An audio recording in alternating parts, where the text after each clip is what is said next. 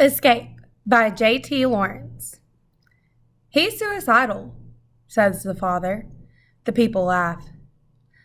Seriously, he says, turning back to the barbecue and the hot spitting sausages. The mother clicks her tongue, shakes her head, tips warm wine into her mouth. Don't be such a drama queen. I make my monkey noises, and she hoists me ineloquently onto her lap. I warm my evening-chilled cheeks on her chest. The woman who sits in the mother's usual chair shrieks with laughter. You're too much, she warbles to the father. You're just too much. She wears her perfume in a cloud. The mother shifts irritably on the couch. Perhaps it's not as comfortable as her usual chair. I'm being serious, Peg, the father says. Peg? I think that's a funny name for a big lady.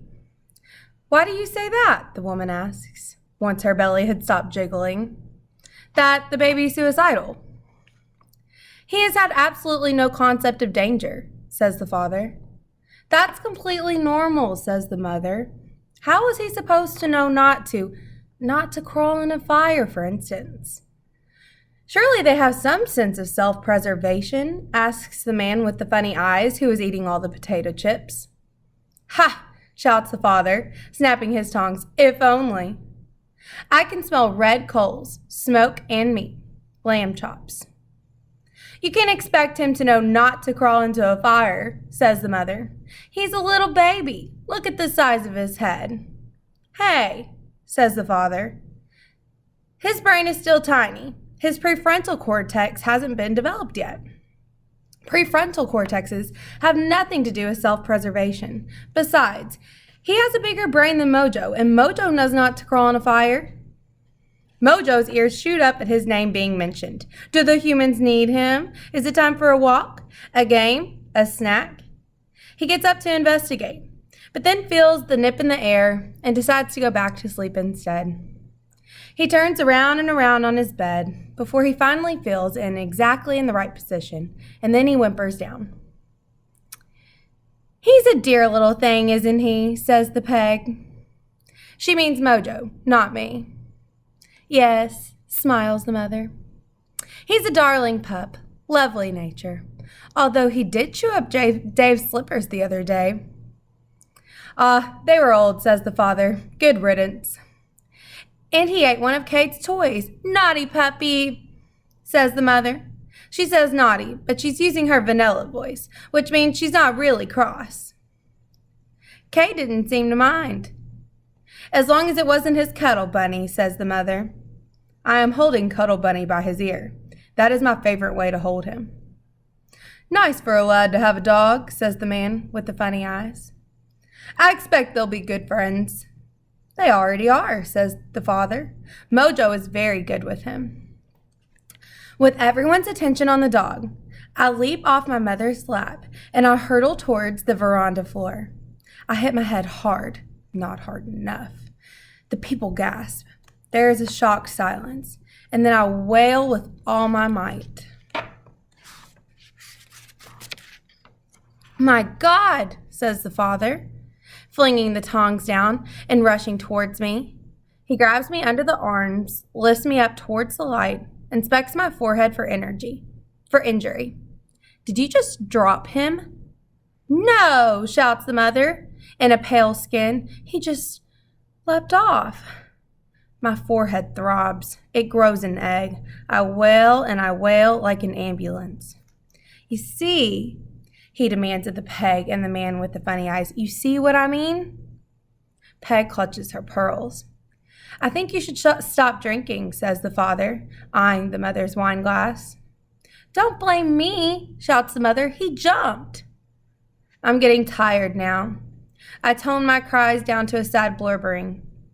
The father hugs me and Bunny to his woolly chest. Is there any damage? The man takes off his funny eyes, shines them on the flannel shirt, and puts them back on. He peers over at me as if I'm a curiosity. Probably, says the father, roughly musing my hair and kissing the top of my head. Mama, I cry. Mama. Poor little brain, says the mother, taking me gently and swaying me to the ballad in the background. Is there anything I can do? Asks the peg. The man packs more chips into his mouth. Yes, says the mother. You can knit him some kind of cotton wool helmet, some kind of thud guard, or better yet, a full bodysuit, a bubble wrap onesie. A what, dear? She's joking, says the chip man, dusting his greasy fingers. Cade would probably find a way to suffocate himself with the bubble wrap, sighs the father. I don't know why they call me Cade when my name is Aaron. I wish I could tell them, but the only words I have are mama, up, and bye. It's difficult to describe the existential angst to them with such a limited vocabulary. How do I tell them that there's been a mistake, that I'm not supposed to be here with them, that I don't belong here in this body?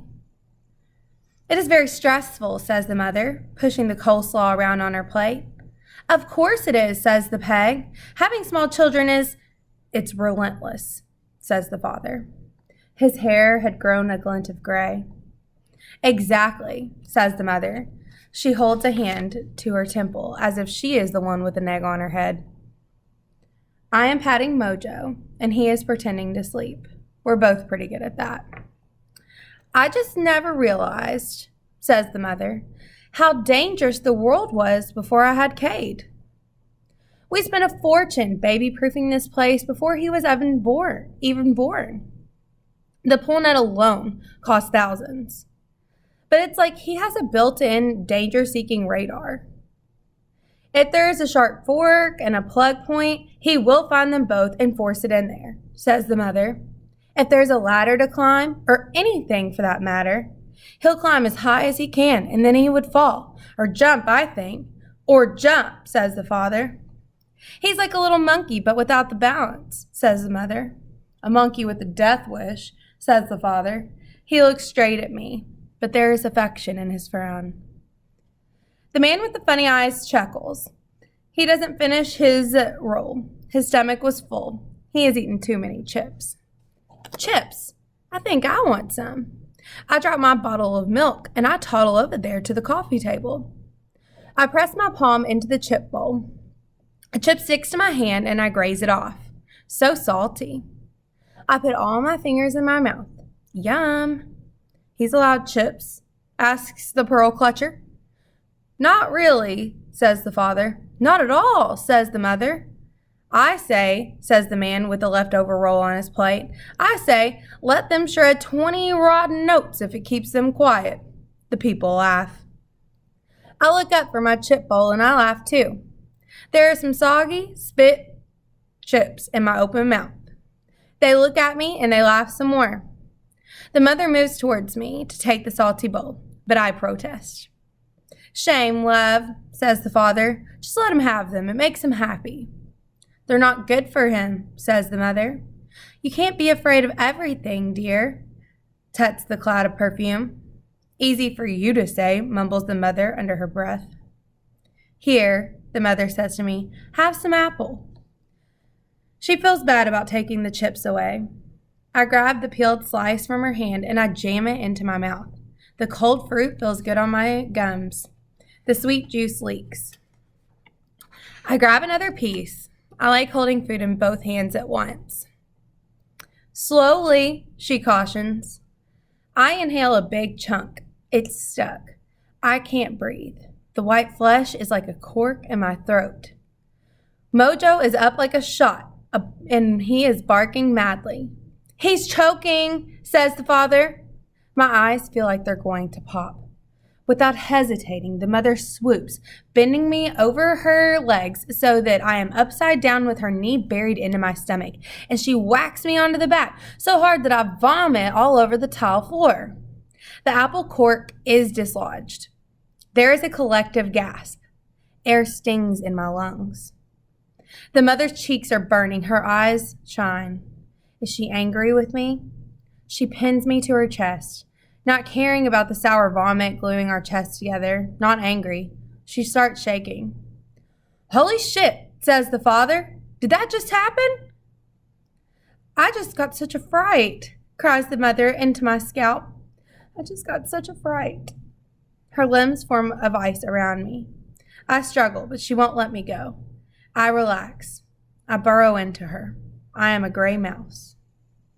The apple choke wasn't on purpose. It was just a happy accident. Sometimes that happens. Other times, I have to get more creative. Do you know, says the mother, once I am feigning sleep in the travel cot nearby, and the people are discussing my imminent demise over Pavela, that he climbed into an oven once? No, says the peg, helping herself to more dessert, licking a crumb off of her thumb. He didn't. He did, says the mother, topping up her wine glass. Don't look at me like that, David, she snaps. I'm off duty now. The mother calls the father David when she is upset. I wasn't looking at you, says the father. God knows we all need a stiff drink after that. The mother blurbs. Will you be all right, dear? Asks the peg. You must have gotten such a shock. He climbed into the oven, she says. She wants to say more, but instead she zips her mouth and closes her and pushes her plate away. It happens. You said so yourself. Babies don't know what's good for them, says the man with the cream on his mustache. He has found a space for pudding, even though he didn't finish his roll. The mother blurbs some more. The peg hands her a paper plate off of the table. She burrows her nose in a napkin. It's louder than I expected. Usually, she only blows her nose loudly when she's alone. I'm not crying about the choking, says the mother. I'm crying because you're exhausted, says the father. We don't blame you. No, says the mother, dabbing at her nose and then making the napkin disappear in her fist. It's because he just won't give up. What do you mean? If he's not flinging himself onto the floor or choking an apple or climbing into the oven, he'll do something else.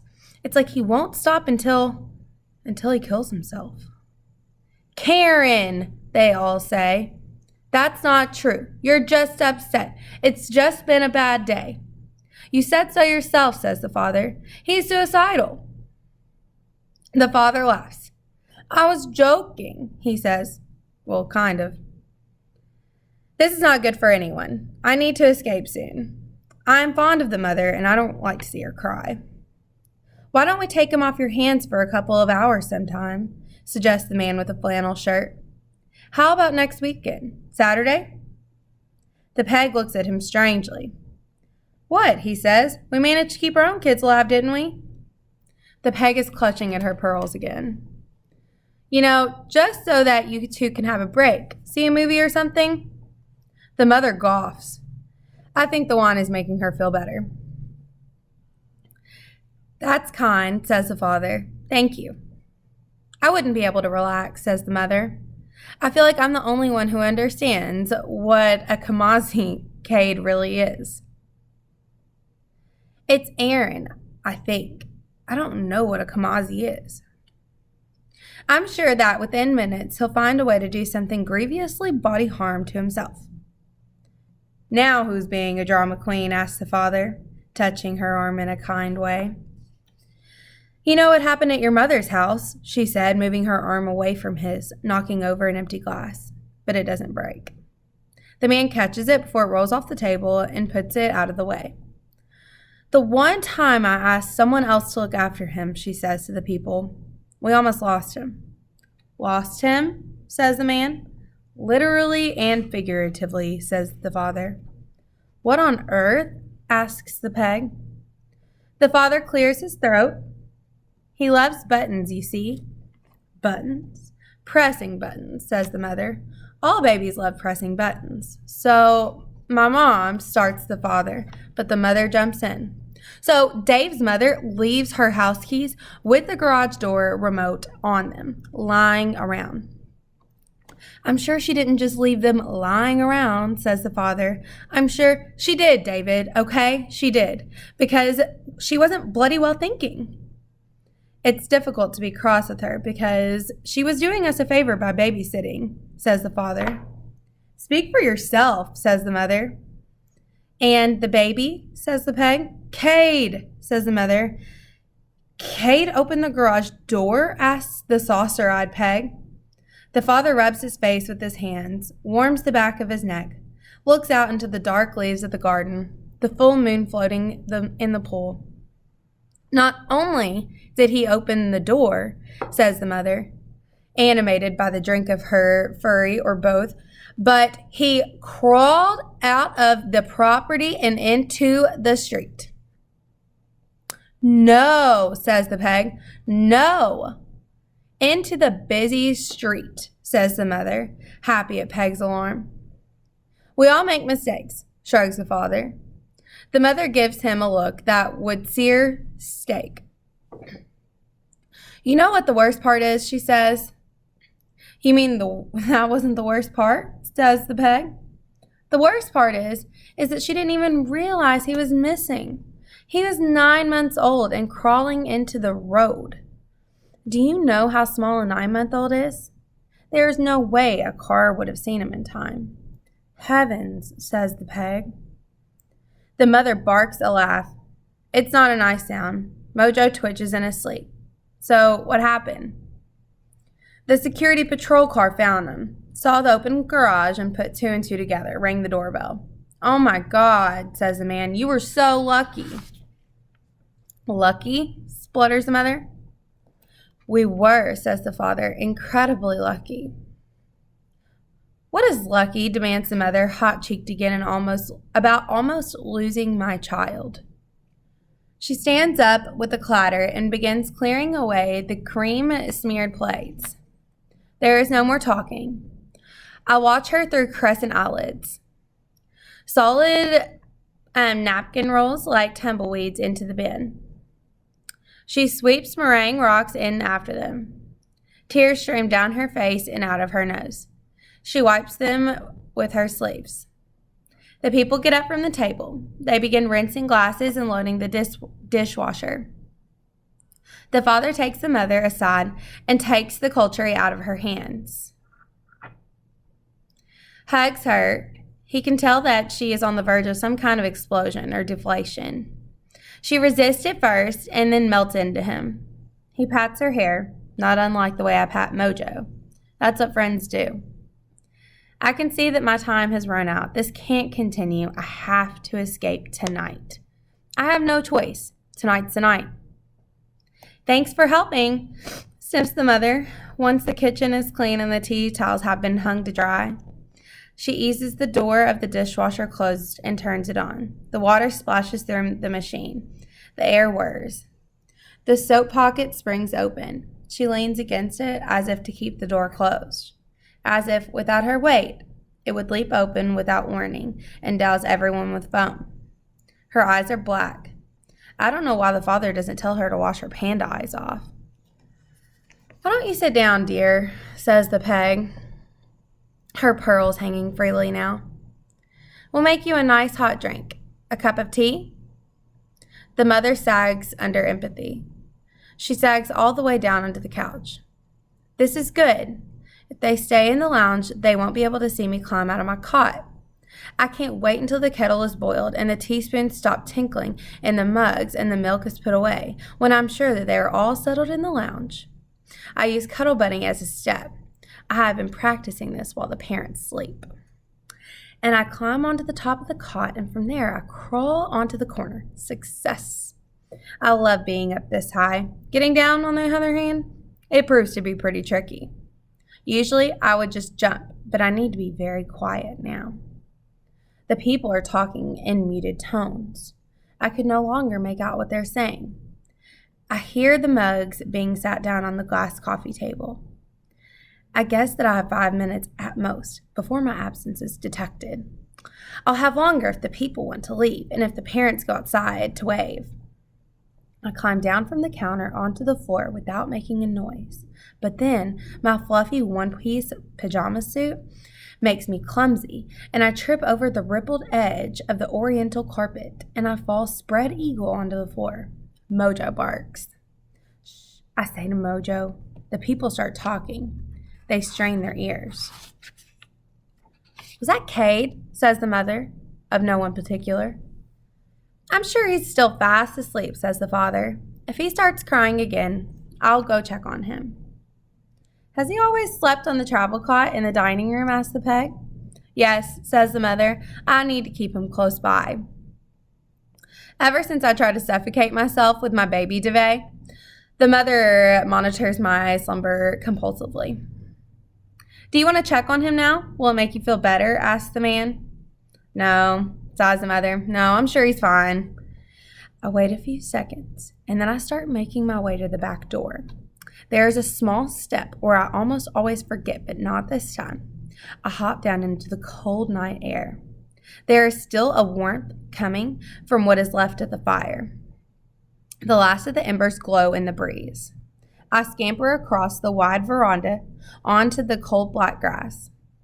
The ground is uneven and I fall again, but this time it's a soft landing. I crawl the last meter into the pool. I love the pool. During the day, when the sky is in it, it looks like such a happy place, a blue invitation. Now it has swallowed all the night around it in its oily abyss. I crawl to where Mojo has chewed an opening into the pool net. There is no time for goodbyes. I turn around and I lean myself in backwards as if I'm scuttering down the stairs. In a way, I am. I slip in silently. People think drowning is a noisy affair. They imagine shouting and splashing, but when it's a toddler doing the drowning, it's as quiet as falling asleep. Once the baby slides underwater, you can't hear their flailing. Those are the babies that don't want to escape. There is no flailing for me. I do not struggle as I sink. Taking the first slug of water is difficult, but after that I relax. The water is a lead blanket of calm, and my heart begins to drift away. The water tips my chin upwards and lifts my arms, as if inviting me to dance. My body slowly turns, and I can feel the darkness is stealing me away. Black smoke wrapping itself around my mind, taking me apart. Fulfilling my destiny is everything that I imagined. A soul-searing joy, a terrible abyss. Death is a welcome vacuum. As the last of my thoughts roll away, I think finally, where I should be. The darkness is splintered by a catastrophe. Urgent barking that goes on until there are hurried footsteps and I am hauled rudely out of the water and into the light, screaming, shouting, shaking. He's not breathing, a woman yells. I can't find his pulse. People are talking urgently. There is a strange, warm pair of lips on mine. My sleeping lungs balloon. My ribs crack. My bliss evaporates as I cough and I choke. I spew water from my mouth. Air assaults my insides. What is happening? Where am I? Who are these people hunched over me with their anxious, bulging faces? Why is that creature making such a noise? Is that what it's supposed to be like when you're born?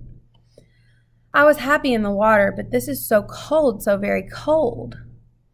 The woman who has been pumping my chest cries out when she sees that I am awake, breathing. She strips the wet fabric from my marble body, and she puts me under her shirt directly onto her hot silk of a skin. She smells right. She crushes me. She cries. I realize this must be the mother. This feels right. There is a man standing, dripping. He stops yelling into the phone and envelopes us into his arms. He is the father. A blanket is thrown around us. Kate, sobs the mother. Kate. She doesn't have any other words. The father sobs too. Kate, I think. That must be my name. That feels right. I am very tired. I snuggle in to stop the shivering. I breathe in the milk scent air of the mother. I feel like I'm at home. The dog finally stops barking.